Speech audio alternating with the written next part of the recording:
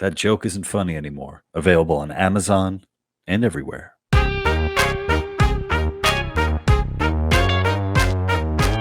Hey guys, welcome back to the Lou Perez podcast. I'm your host, Lou Perez, and I am joined today by Ben Williams, who you might know a little better as Prax Ben on social media. Ben, thank you so much for joining me. It's great being here. Cool. So I guess we're going to start off, man. Hey, what's your beef with communists, dude? Why do you have such a problem with the commies? What's going on, dude? What'd they ever do to you? You know, I don't even know if I can explain exactly why I have such a disdain for them. I guess it's just originally it was kind of like, oh, these people are very misguided. I have to fix them, and I still think a lot of them are just misguided people. But then the more I got to know them, the more I was hanging around them, the more I was interacting with them, I just realized a lot of these people are just plain evil, and they genuinely just want to do the same thing that Mao and Stalin did. They're just they say, oh, this never happened. They didn't actually kill millions of people, but they know it. They know their arguments are bad. It's just that they have to be optical. They just think it's a good thing, and sometimes they let it slip. Like one for example, one that I've had a lot of beef with. He was on a stream and he was talking about, or he was reacting to someone else's video about Mao, and he's like, oh, 50 million people died under Mao, and he's like, well, after Mao was in power, this happened and this happened and this happened. So all those people dying, if that had to happen to result in this, it was a good thing. I'm like, whoa, you just let it slip right there. So like fundamentally, they just want to kill mass amounts of people to conform society to whatever they want. And I don't think that's a good thing. I don't like people who are genocidal. So yeah, one of my good friends is Gene Epstein, who runs the Soho Forum debate, and Gene is good friends with like Tom Woods, and he's debated a number of avowed socialists, communists, and when I had Gene on my podcast, Gene has a really interesting story about his mother who was a commie. So he has it's called My Mommy the Commie, and Gene is an older guy. He's in his 70s. He's approaching 80. So you could, you can see like how old his mother was and at what time she would have been a communist.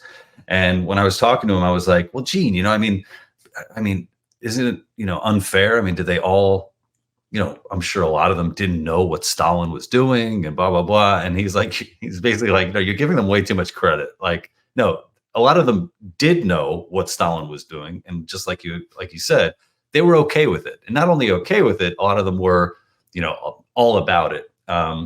What's the one line you hear? It's like, you can't make an omelet without breaking some eggs. And I think, what was it? Douglas Murray said, yeah, but where's the omelet? It's like, here's all these fucking broken legs and all that.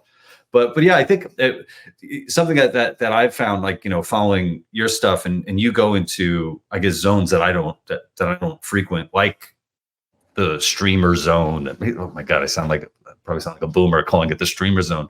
But you're interacting with, a lot of them, like on the younger side, having these debates. And it does seem like a lot of these ideas are really popular. The ideas of communism are really popular. And then also this sort of rewriting of history as a way to, justify it in the here and now. And I think for those who are listening who aren't familiar with Ben's work, you should check it out, because you do really great in-depth responses to to very popular streamers. So I guess this is a way to say that I've been noticing that I think the psychology of these people ultimately come out ahead of everything. Yeah, and that omelet quote that came from Walter Duranty. He worked at the New York Times. So during the Holodomor, the famine in Ukraine under Stalin, he was defending it. He was saying it wasn't really happening. He was going hardcore defending Stalin. He won a Pulitzer Prize for this, for defending Stalin, which was later rescinded. But like at the time, everyone at the New York Times knew what he was doing. And some of these people, I think one of them, his name was John Chamberlain. He actually ended up later on writing for the Foundation for Economic Education. He converted from being a communist. There's a few others who later converted from being a communist because they just realized how insane the communists were. But he was openly admitting at the New York Times that he was lying to people and just saying it's okay, it's fine. Like, yeah, we're breaking a few eggs. Yeah, millions of Ukrainians or Russians are dying, but like we kind of have to do this, to achieve the utopia. And a lot of people at the time were saying stuff like that, and that's really unfortunately come to be the psychology of many of the modern communists.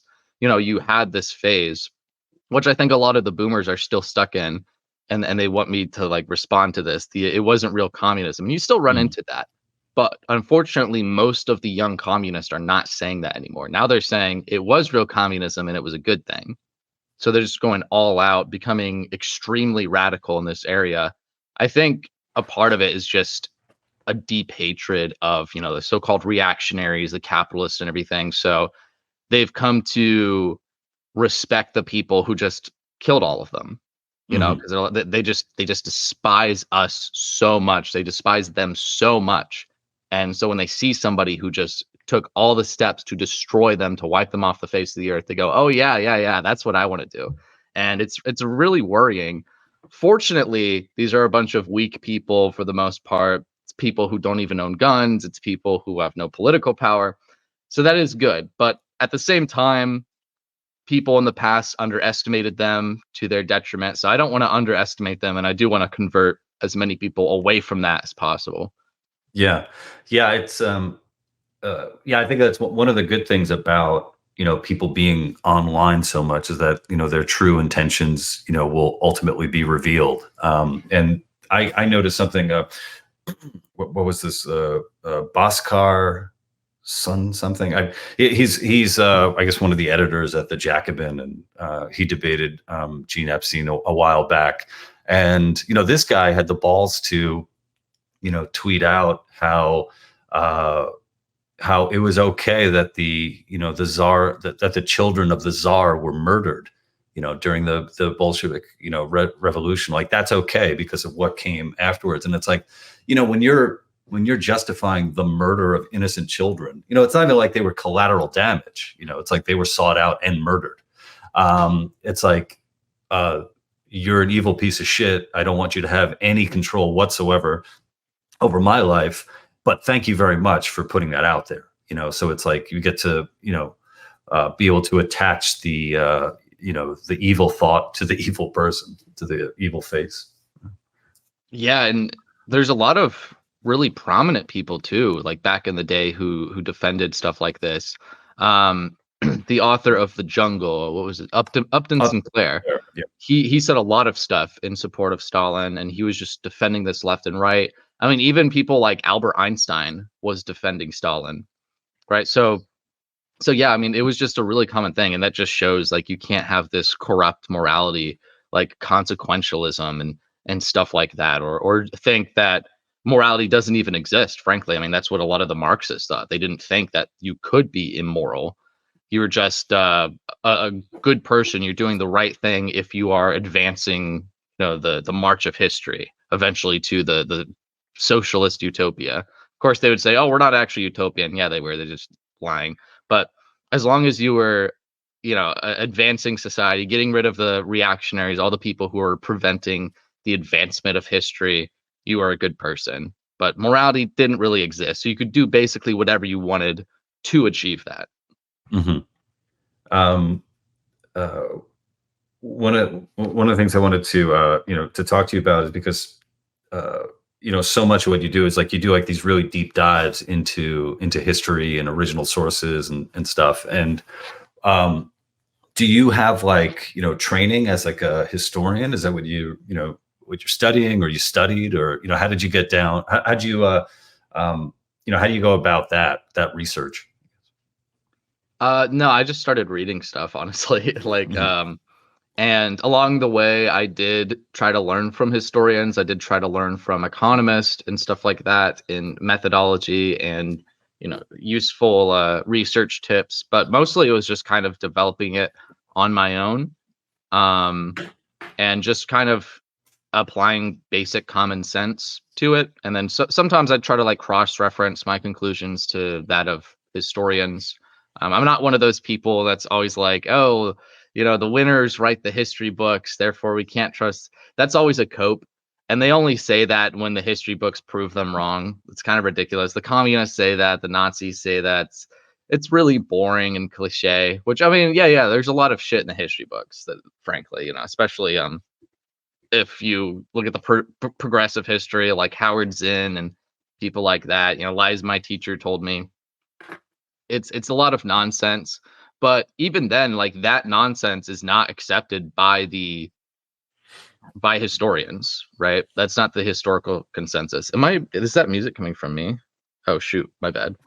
I can't hear it. So. I heard music and I thought it was coming from your end. I'm like, why is he playing music? I'm glad you couldn't hear it. It's just what I do, man. I just want us to dance a little bit, It's what was I saying? Historical consensus. Right. So even these people who are putting out these history books that are really popular, frankly, they're in a lot of high schools, a lot of teachers are pushing them. Howard Zinn's A People's History, very garbage history book, but like the historical consensus is that it is a garbage history book. So generally speaking, yeah, the historical consensus is right, I would say, and we can learn a lot from it. Now there are exceptions, and I do think things like historical revisionism are very important and very helpful. But usually the historical revisionists are not met with overwhelming vitriol from the historians, honestly. Like, you have Sean McMeekin, he wrote Stalin's War. He's not like a libertarian revisionist, but he's an anti-communist, and he basically wrote about how Stalin essentially played a key role in starting World War II. And it's a lot of stuff that's not really talked about. And he did meet some resistance from historians, but he also had a lot of support from historians. So it was a very mixed bag. All of that to say, we can't have this inherent distrust of all of the historians, because that just makes us look like morons, and we can never actually achieve anything because we're just not trusting anything we're reading unless it agrees with us. And that's not helpful at all. So I've tried not to have that approach at all in my research. That's incredibly important. But other than that, it's just doing a lot of reading, trying to find trustworthy sources, digging into the footnotes, trying to find primary sources if you need them, trying to find other historians, cross-referencing evidence, stuff like that, to make sure that your conclusions are supported by the evidence. And if you're doing all these things properly, you're not really going to fail too often. Mm-hmm. Oh, something that I just remembered that I wanted to bring up when you talked about thankfully a lot of the online communists are too weak to actually do anything, and they don't own guns. And I forgot who pointed it out, but something that I've been doing is anytime that I come across like a communist account on Twitter, I basically take their handle and look up the words like anxiety, depression, mental health, and almost like we're almost batting 1,000. The people pushing this shit, are like, too depressed to leave their house. They have crippling anxiety in like any social situation. And it's like, oh, these are the people who are going to lead the revolution, as if Lenin was, trying, it was so difficult for Lenin just to speak to people that, but somehow, he overcame that and was able to, lead this revolution. So I think that's, kind of, I don't know if you would call it a white pill.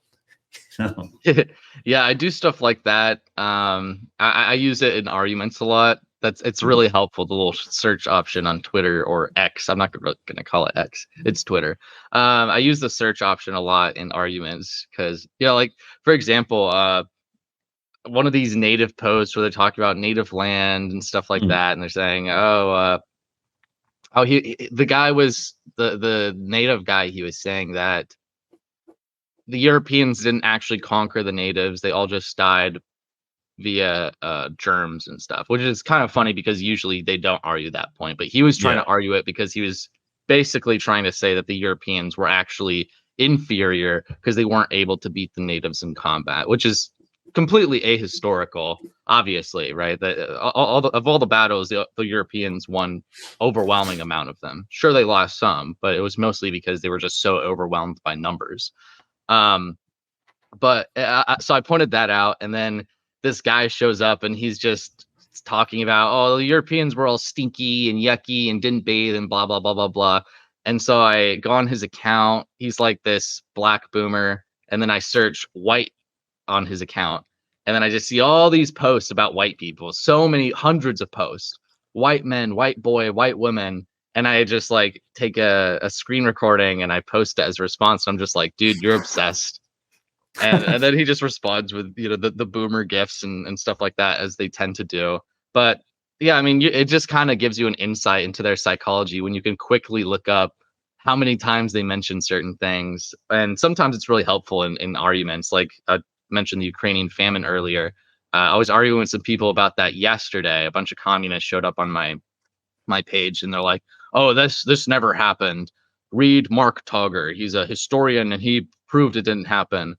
And then I search Churchill or Bengal famine on their accounts, Mhm. and I see them talking about, oh, Churchill caused the Bengal famine. The British caused the Bengal famine.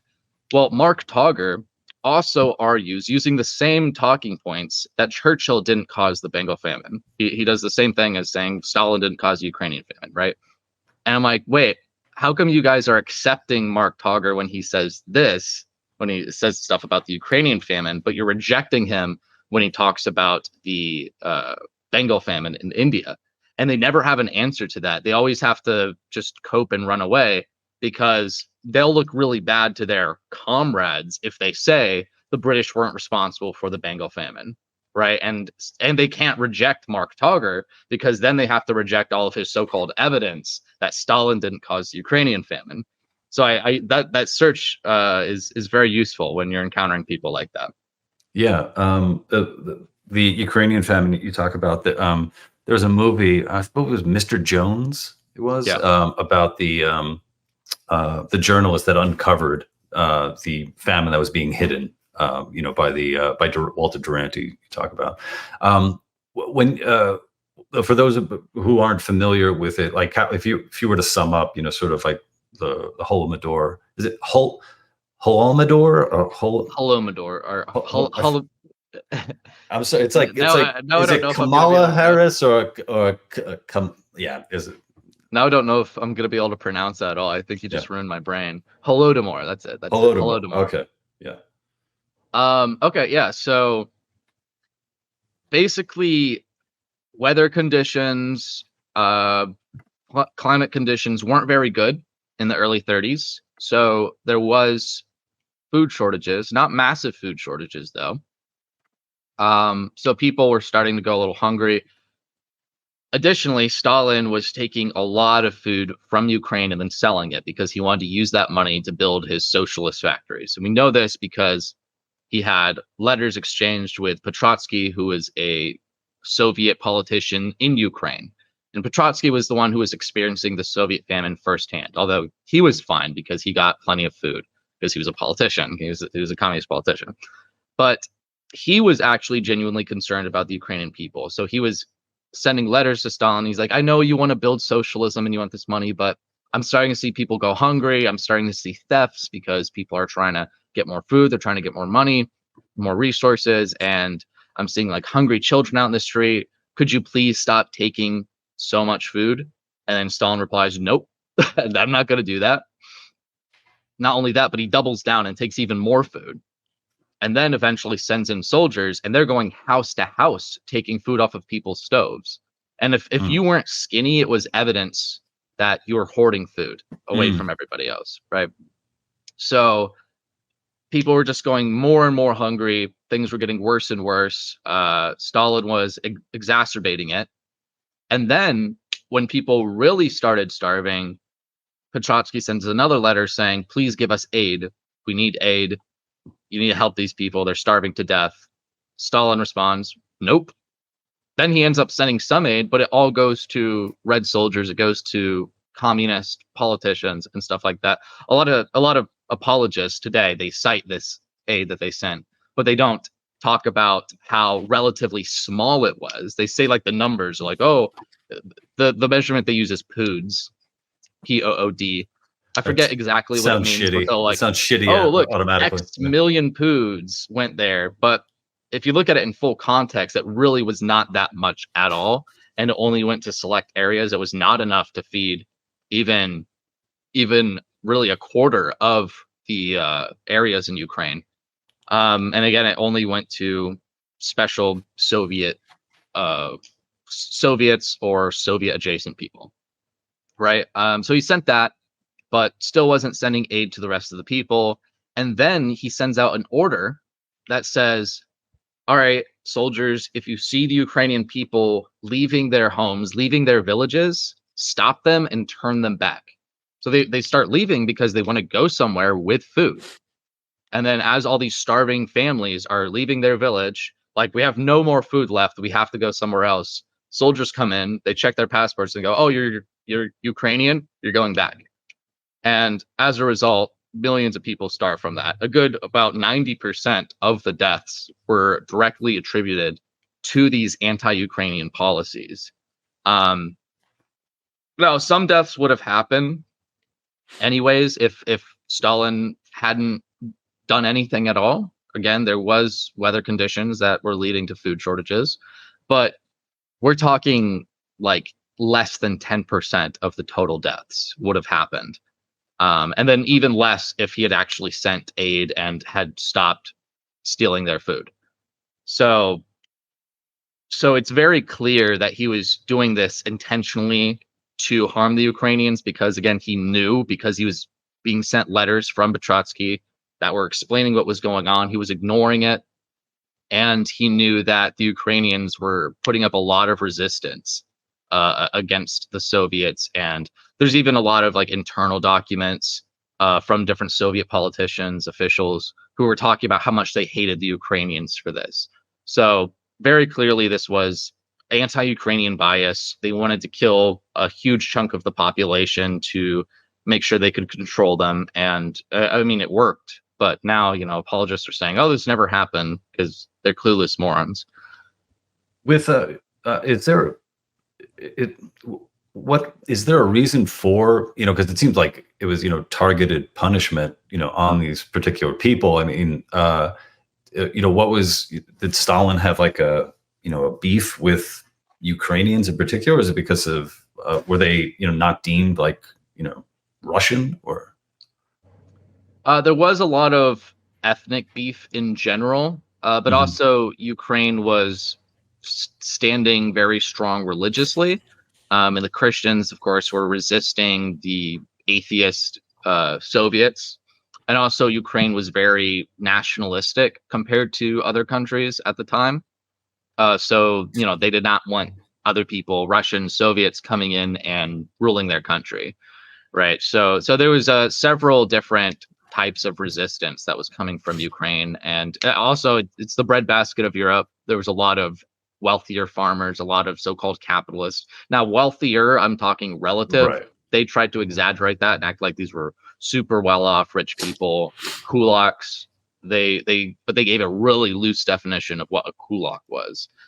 So yeah, I mean there was a lot of people who owned land in the area who did not want to give up their land. They resisted the Soviets taking their land, and they were hiding food. They were in a few cases the apologists also like to exaggerate this, but in a few cases they were killing their cattle before the Soviets could take them, or burning their grain before the Soviets could take them. Again, that didn't happen that often. The Soviet apologists like to act like that caused the famine, but there's no evidence that that happened at a large scale or that caused the famine. And all this food would have been taken away from Ukraine anyways, right? So that wouldn't have Mhm. fed anyone. Um, so yeah, I mean, there was a lot of areas of resistance, and Stalin just wanted to just figured, yeah, I mean, if we wipe a lot of these people out, then we'll be able to take it over entirely. When did when did things turn around for like Ukraine? Like when did the famine? Like there had to be an end point because Ukraine's still here, and they're Ukrainians like did when was when were they back to not starving? The famine was like 32 to 33. After that, things loosened up. I think Stalin stopped exporting so much of the Ukrainian food. Um, they kind of had to try to cover it up a bit because journalists started getting in. It wasn't just Mr. Jones either. There was like two female journalists prior to him who got in and were recording things. There's a few other journalists who were recording what was going on, and Stalin really wanted to maintain at least semi-good relations with the West because he knew he could get a lot from the West. Like at the time, there was several factories that were built by the West. Communists don't like to talk about this either, because they'll say like, oh, American companies were investing in Nazi Germany, therefore Nazi Germany was capitalist. But they ignore that a lot of American companies were investing in the Soviet Union in the early days of Stalin. They also had received a ton of aid during the previous famine that happened in the 20s.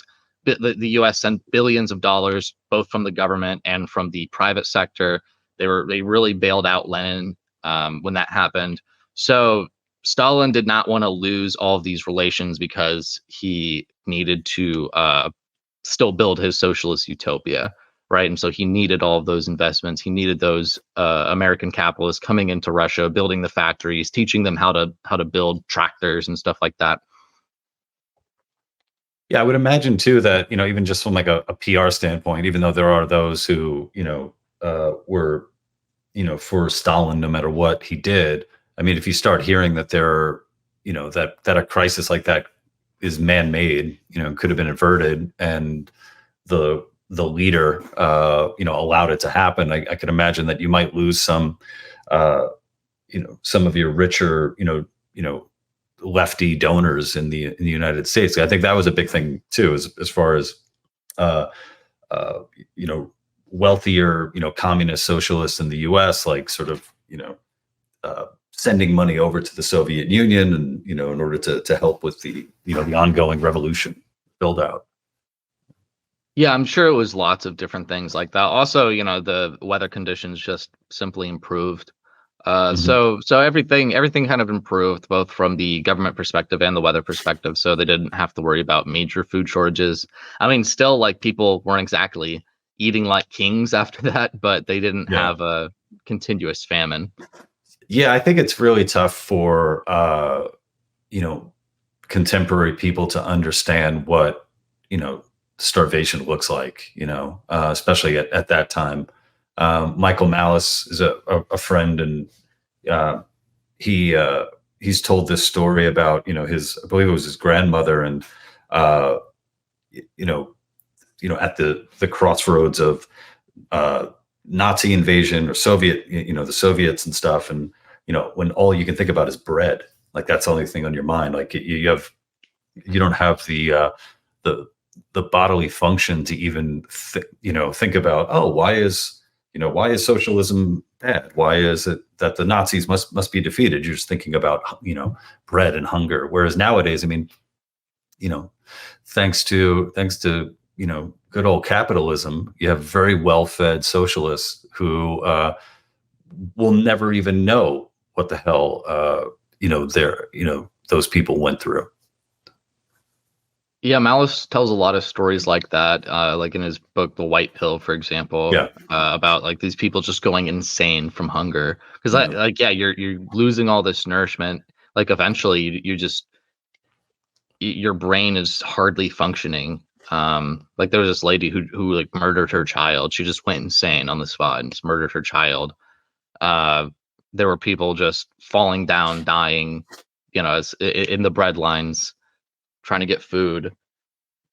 And he also cites this passage from Timothy Snyder in his book Bloodlands, where he just really goes into graphic detail about just how horrible it is to starve to death. People don't realize how just absolutely horrible that is. That's a very slow death. That's Right. people talk about how awful drowning sounds. I mean, drowning does not take days. Right. Imagine that, but it's taking you days and days and days, and then just down to your last piece of energy, your last little bit of energy, and it's just gone. And you've absolutely completely lost yourself at that point. You're losing everything about you. You're losing your humanity. You're losing your morality, you're losing your personality. I don't know if you know Joe Salerno. He's a economist at the Mises Institute. No. Joe Salerno wrote a paper about hyperinflation and talking about how it destroys human personality. You know, when you have hyperinflation, the value of your money is just being absolutely wrecked. And we're talking hyperinflation, not, you know, like 8% inflation. I think in America we peaked somewhere around 9% inflation during our recent high inflation, and that's monthly, which is very bad. Clearly very bad. We experienced it, right? Clearly very bad. But Americans don't realize, you know, some of these countries are experiencing like 1,000% inflation, hundreds of thousands of percentage points of inflation, like in Venezuela, and that just absolutely destroys you. You know, you like we experienced. All right, trying to get cheaper food, trying to cut down on what we're eating, trying to cut down on other activities, right, to some extent, but they had to do it a lot. You know, they're cutting out all of their hobbies. They don't have time to play video games. They don't have time to spend time with their families. They don't have time to go to church. They're just losing everything that makes life worth living, one thing at a time.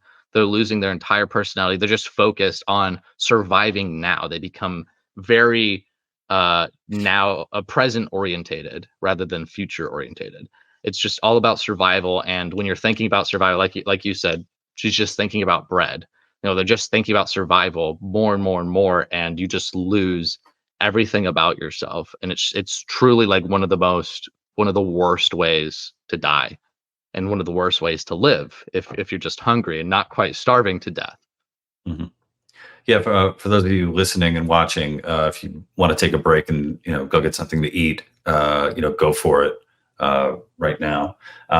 One thing that I'm glad you brought up the kulaks, because that's one of my go-tos anytime there's like this billionaires shouldn't exist, et cetera. And I always just say, remember the kulaks, right? Because it's not that far to go from, oh, we need to get rid of all the billionaires to we need to get rid of anybody with a little bit of land or wealth or a business.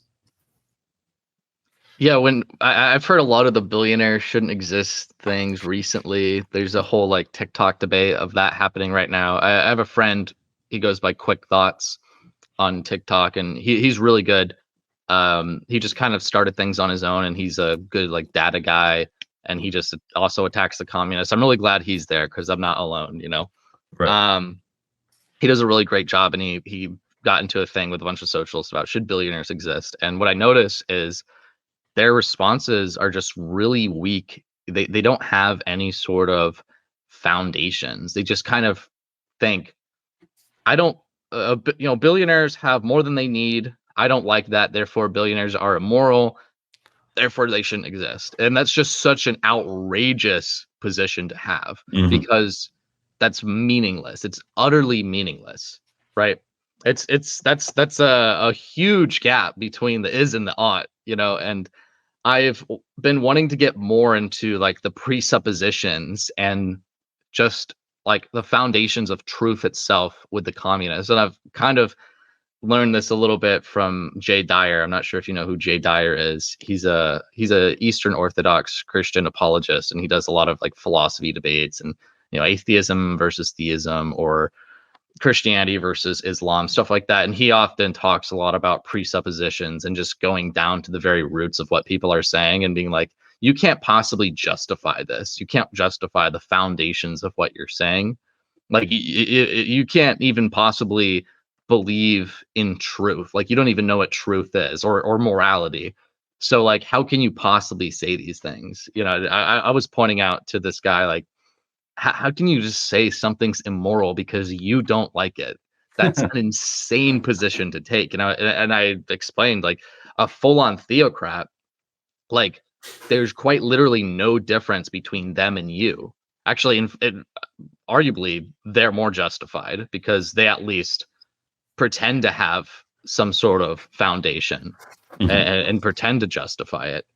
But he's just like, I don't like it, therefore it's immoral, therefore it should be banned. I mean, they're saying the same thing essentially. So I'm like, what's the difference? Why should I believe you are more right than they are, right? And he doesn't have an answer. None of these people have an answer. They're philosophically illiterate. Yeah, and there's like, get rid of billionaires, and which I noticed that, at some point, a lot of millionaires started telling me I need to hate billionaires. It's like, forget about me, guys. Just, go right to Bernie the Sanders. yeah, go right to the top. Uh, but it's sort of in the same sort of line. You hear a lot of like, execute the landlords. Like landlords are the worst. There shouldn't be. The idea that not only is private ownership of property evil, but well, yeah, I guess that's it. Yeah, private ownership of property is legal, evil, or no, you can own private.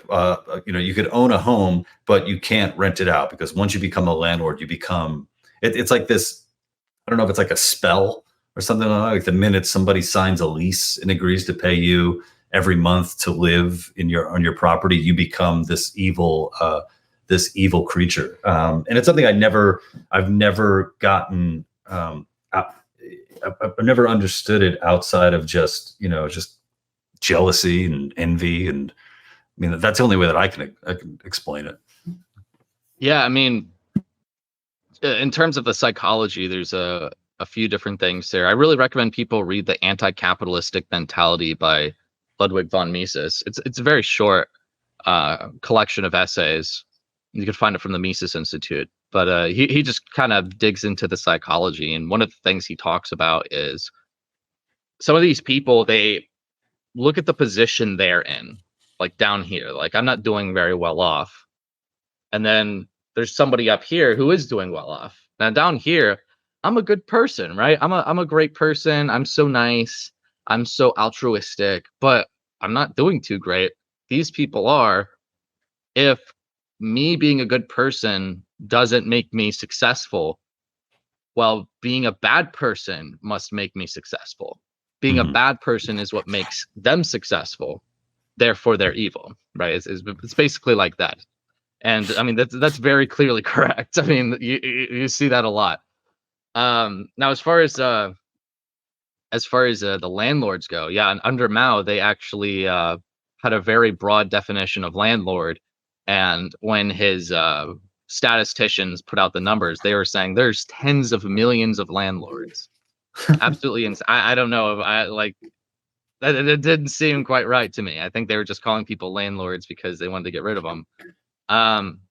And yeah, they got rid of the practice of being a landlord. They killed millions of them, deported millions of them, imprisoned millions of them.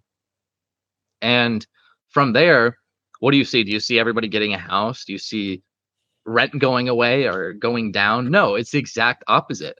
Less people had houses. If you look at the square footage for each person, the average Chinese citizen, that went down. If you look at the rent in some areas quadrupled. They're paying more, right? So that wasn't even if you were saying, oh, this is justified to help the people, it didn't help the people at all. And I've pointed this out to communists, and then they say they don't care. The Oh, landlords were wow. just evil. So regardless, even if it didn't help anything, it's okay. And this really exposes them when they get down to this. And this isn't everybody. Again, there are some people who are just misguided, but you can see some of them are just plain evil, and I treat them like they're evil when they say stuff like this. Actually, I was on a TikTok live the other day, and I was talking to this guy, and we were talking about Chile in this instance, and he was saying, "Oh, all the people got higher wages under Salvador Allende in Chile when he was president." I'm like, "No, it's not true. Here's the data." And I pulled up, and you just see wages plummet, absolutely plummet under Salvador Allende, and like initially he's saying they were rising. I'm like, look, proof that they were falling. And then finally he accepted that. And I'm like, okay, so you admit that he wasn't a good president, right? Because he said he was a good president because wages went up. Now you see they went down. And he's like, well, that happened in many other places, and it's fine. Like he was still doing good things. And I was like, all right, I don't want to talk to you anymore because you're an evil person. and you just exposed yourself. And honestly, as much as I hate you, I am kind of glad you did expose yourself, because you're helping me. When you come up here and you're like, oh, it's totally okay that he destroyed real wages by 50%, you're helping me, because you're showing people, you just showed all the 100 people watching us that you people are deranged and evil. And anyway, yeah, Mao, under Mao, like that didn't work. It did, even if you're looking at it from a consequentialist perspective, it simply did not work. But again, like, some of these people, they think it's only good. They don't even believe in consequentialism, really. They think it's only good if you are advancing communism, right? And that would obviously advance communism, because, as Marx said, the communists want to abolish private property. So this is abolishing private property, therefore it's good. Doesn't matter whether the consequences are bad. It doesn't matter deontologically. It doesn't matter in any form of morality, any form of ethics. None of that matters. It only matters if you're doing the communism. And they don't care how much it will destroy people's lives, even outside of the landlords that were murdered. They don't care. Yeah, the link between, like, the people who want to destroy landlords and also believe that housing is a human right. The Venn diagram, it's often just like a circle. And what I find so funny is, with the people who believe that housing is a human right, it's like they really think that they'll be able to keep their apartment in Williamsburg, Brooklyn, as if there isn't going to be a commissar deciding who gets to live, in Brooklyn. Because it's like, if you're in the business where you're doing remote work, well, technically you could do that from anywhere with with Wi-Fi. So it's like, okay, get your ass out of Williamsburg, send you to, Appalachia, and then that's where you have to live, because, housing is a human right. Yeah. And it's, I have friends of mine who, grew up in Soviet Russia, or, Ukraine. And,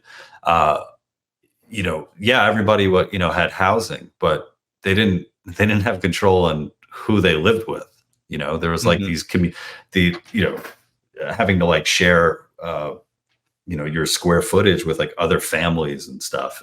And obviously the people who, get the best housing are the ones who are, a part of the, the government, or the bureaucrats who are able to make those decisions.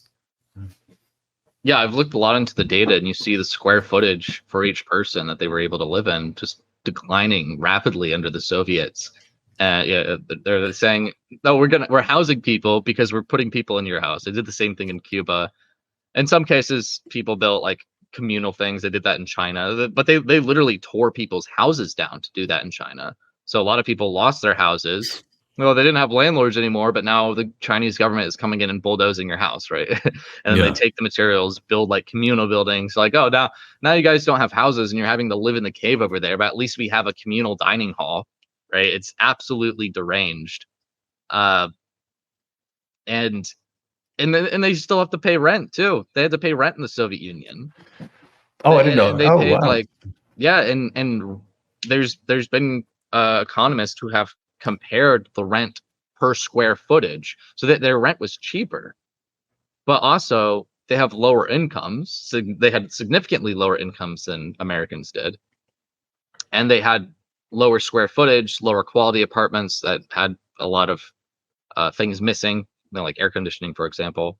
So if you took all these things, considered all these things, and compared the two, the Soviets were paying more for their apartments. They were paying more for rent. So, like, again, their promises never pan out. They just make people worse off. Yeah. And as somebody who's been a landlord before, like when I owned an apartment in Brooklyn Heights, which was the best thing that I got out of my former relationship. I was moving to Brooklyn Heights was such a great thing, and then we split, and that was awesome. But for a couple of years when I was living in Los Angeles, I was subletting. Well, not even subletting. I mean, it's my apartment. I was renting out, my apartment, and with that, there were, additional fees and stuff that I had to pay to the co-op and et cetera. But it was really just like a good, learning experience for me on the relationship between a landlord and their tenant, where anybody who's, worked in that, in that field knows how hard it is to find really good tenants, and when you find one, you want to keep them. Like the tenants that I had for 2 years, they would pay like a week or sometimes 2 weeks in advance for the next month's rent, so it's like they were a couple, they paid their rent on time. There was no drama if something broke or anything like that. They would send me a picture, we'd go and we'd get it fixed. The second there was the first year we had an agreed upon rent, and then the second year, according to the bylaws in the co-op, charges on me went up a little higher. So technically I could have raised their rent more than I did, but I didn't want to do that because, again, they were great and I wanted to keep that relationship going. I ended up moving back and taking over the apartment again, and they broke up, which I wonder if there's like a curse on that apartment, because it's like that's where I broke up with my ex and that's where they broke up. But yeah, so many of these friggin' when you have these discussions with communists and socialists, it's like the relationship is always a predatory one that they're seeing.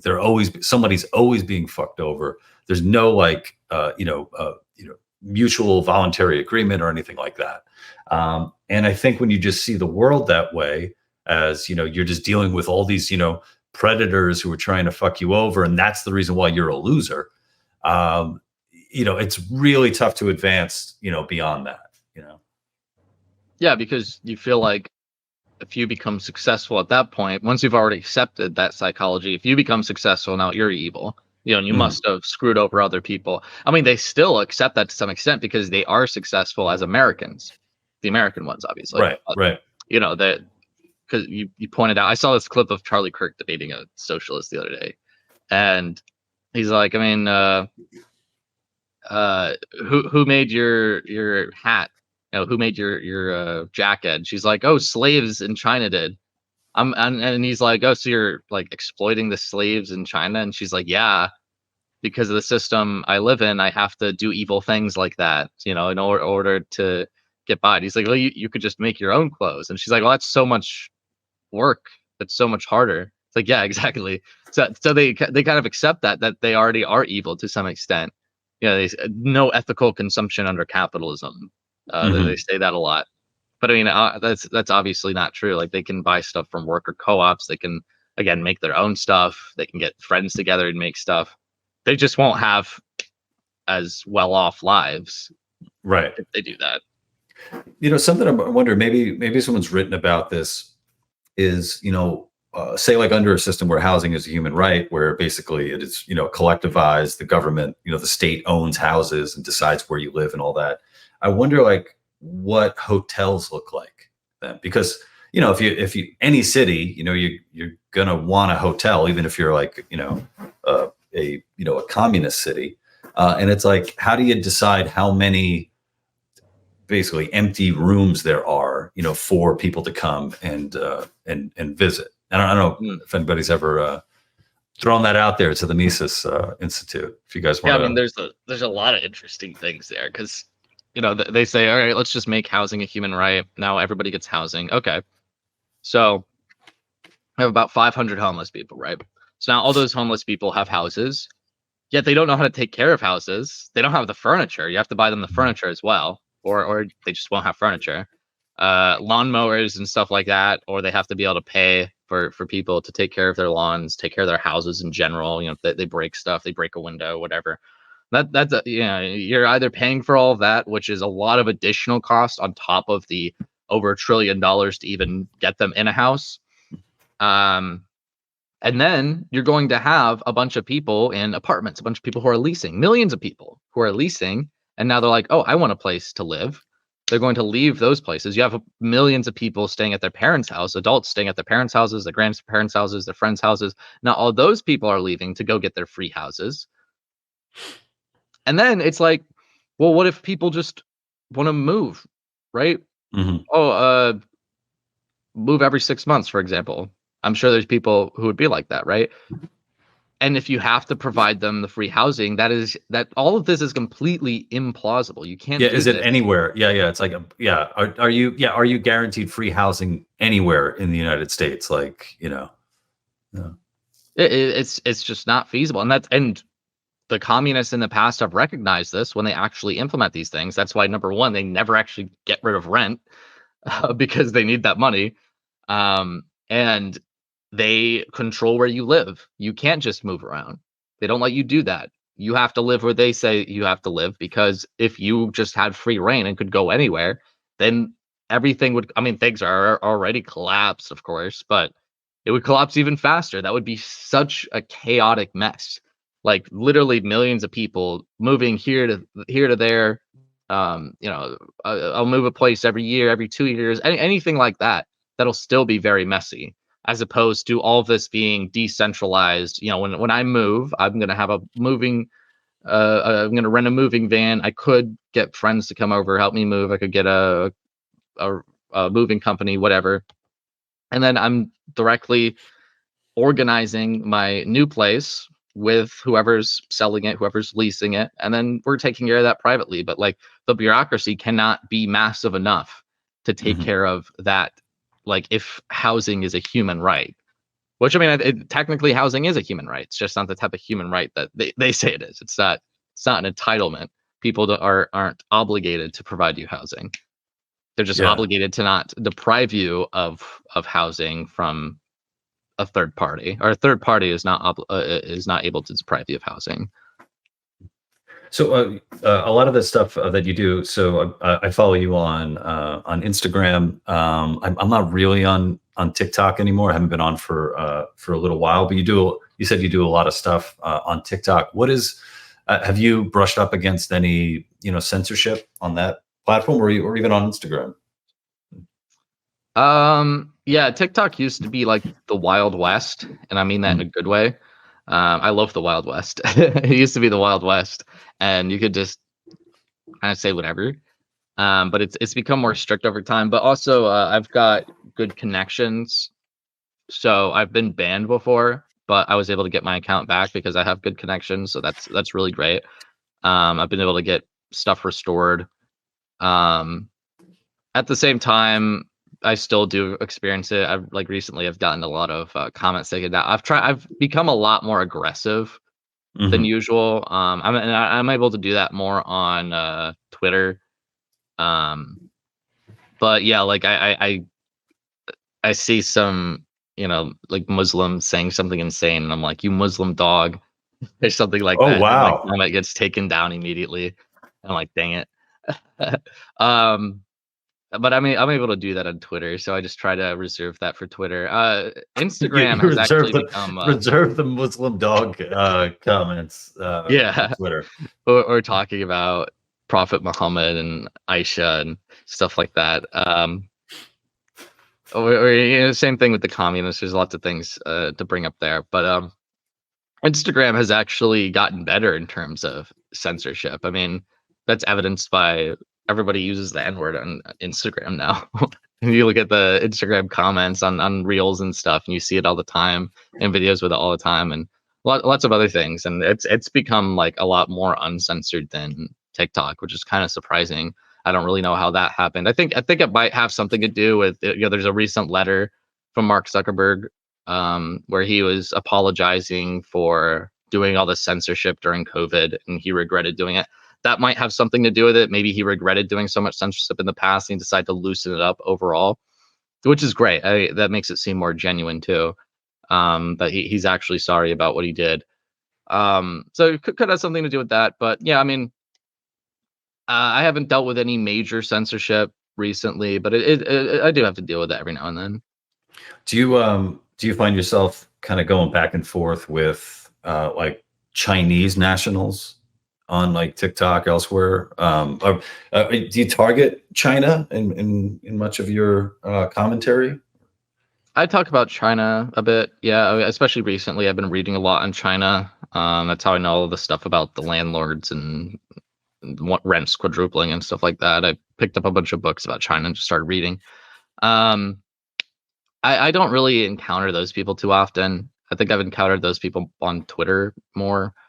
But they are out there. They just usually give the most unhinged defenses where they're just like, you Western dog, you don't know what you're talking about, and that's about it. They don't actually make argument. See, doesn't feel good when someone calls you a dog, now does it, Ben? Well, I'm not gonna flip out on them and threaten to chop off their head like the Muslims do to me. But Well, you have that type of head, maybe. People just see it and they're like, you know what? With what do you? I wonder what, like, Mao would think of current day China, and maybe that's another like Mises article that could be out there. It's sort of like, because what one of Mao's things was getting rid of was it the four olds or the five olds?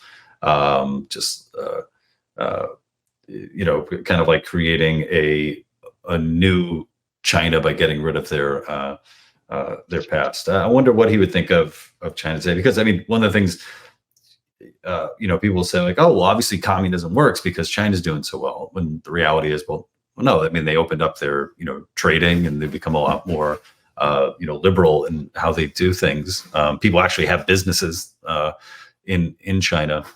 But yeah, I wonder what old Mao would think. yeah, I mean, they abandoned Mao almost immediately after he died.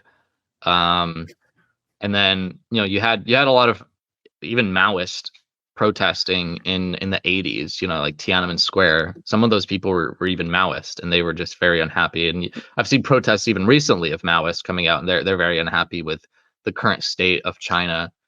But then again, after Xi Jinping took over, a lot more Maoists have been in power, and China's starting to go back down that route again.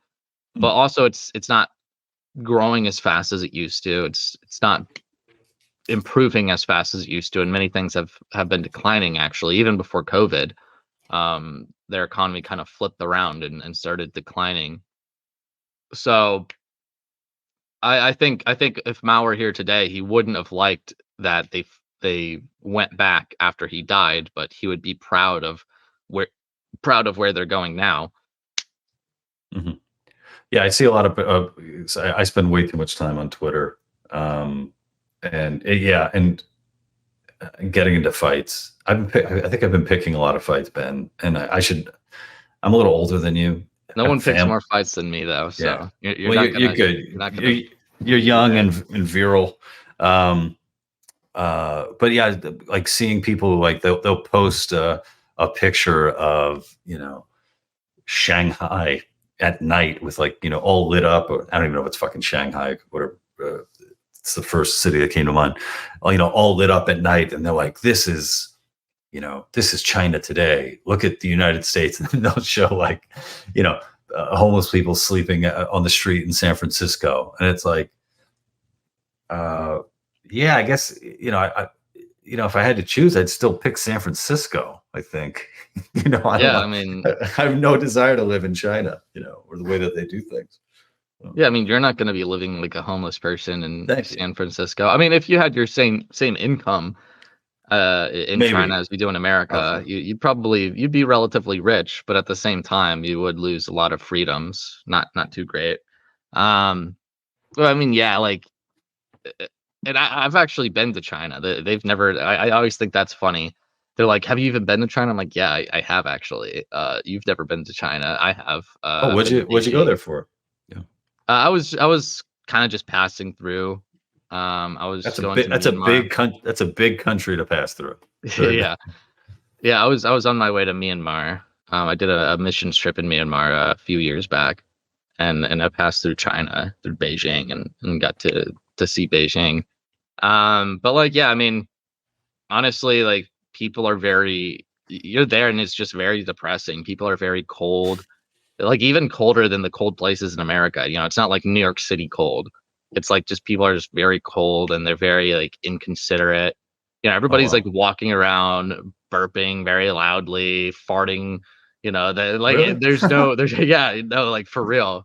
Like, I saw like a shocking amount of people just burping super loudly and just walking around. They're just walking in public and they just fart really loudly and nobody cares. It's just kind of what they do. They just they don't care about their bodily noises, which I don't want to generalize Chinese people. I'm just saying, like, in China, the culture there is just very it's not this considerate, super altruistic thing that communists like to say it is. All these people are just kind of on their own, just focused on their own lives. They're not really caring about what's going on around them. They're gonna walk right through you. They're gonna Not crop dust you. They don't care. They're just gonna. yeah, yeah, crop dusting. Like it's just a lot of like a lot of coldness. Even like this doesn't reflect on the culture, but even when I was in Beijing, it was just very gray and bland, and just it just didn't feel like a great place to be. Hmm. You said you were on your way to do some mission work, like missionary work, like for a church, or Yeah, oh, yeah. you, In Myanmar, we were doing stuff for orphanages. what? Yeah. Do you want to talk about that? Is there like what kind of are we building orphanages or? Well, one of the orphanages needed to be rebuilt. It was basically like a bamboo structure, like very open. Didn't even have enough walls. Um, there wasn't a lot of places for people to stay, so we raised a bunch of money, and then they built like a concrete structure that was much better. Um, a lot of it was raising money, and it was bringing them stuff. It was bringing them Bibles, bringing them food. We bought some of them like goats and stuff, so they'd have animals to take care of and to get milk from and to eat in the future. A lot of stuff like that. Wow. What church do you belong to? Well, I grew up Baptist.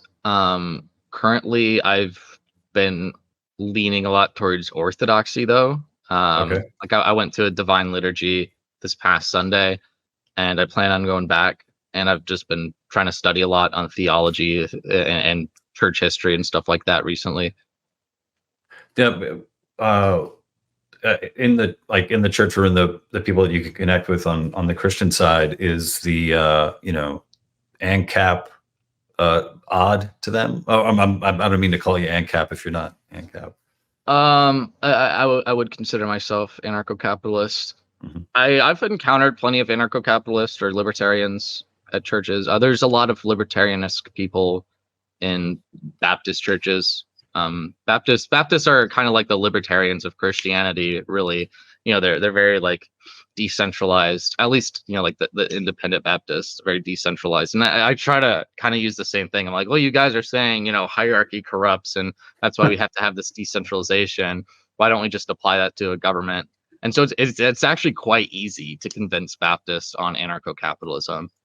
Um, as far as Orthodox go, um, Eastern Orthodox Christians are the most pro state ownership of all Christian denominations, or all major Christian denominations.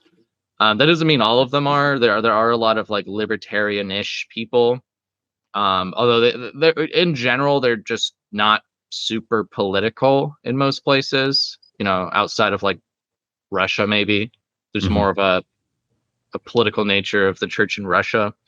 But most for the most part they're just not very political. But they do not tend to be socialists or communists. They tend to hate communism. You do encounter a few like Orthodox communists, ridiculous people, very unserious people. It's kind of the same when you encounter like communist Catholics. It's like the Catholic Church excommunicated people for being communists. Like you're literally not allowed to be a communist or a socialist and be a Catholic. So that's Oh wow, I didn't kind know of that. Wow. kind of ridiculous that they call themselves that. And whenever you bring that up, they just block you. Um, because they don't want to address that. I've even met Baptist communists before, and it's just so absurd and silly. I'm like, okay, just become an atheist. I don't want you guys being associated with any of us at all. Absolute sociopaths. Um, but yeah, it's I do run into the occasional libertarians. I mean, a lot of libertarians I know are various types of Christians, or I'll just find people who don't really identify as something politically per se. Usually, like the Catholics or the Orthodox will take positions like that, but they'll be sympathetic to libertarianism and just support certain things, support like constitutional carry, freedom of speech, and stuff like that. Mm-hmm. Right on. Well, Ben, thank you so much for joining me. If anyone wants to follow your work, they can find you at Prax Ben, I guess basically everywhere, right? And you're doing more stuff for Mises. It kind of varies. I'm Prax Ben on TikTok. On Instagram, it's prax.ben, and on Twitter, it's prax_Ben. Just change it up. I don't know what your Pinterest is. You can generally find me at, if you just look up Prax Ben. But yeah, the thing on Instagram is this guy just took Prax Ben before I could. And I've like messaged him in the past. I'm like, hey, could I have this? And he's like, how much will you pay for it? I'm like, I'm not gonna pay you for it. Just give it to me. And then on Twitter, I had Prax Ben, but then I got banned on that account, so now I have to be Prax_Ben. So well, I imagine if you ever start an OnlyFans, it will be Prax XXX Ben. Probably something like that. That's the next stop. I don't plan on starting that anytime soon. But I do get a lot of the feet picture requests. Unreasonable amount, unfortunately. I don't know. I don't know why people are so interested in my feet. But send them my way because I have gorgeous feet, and I'm happy to make a cheap buck on that. I don't know if I believe that.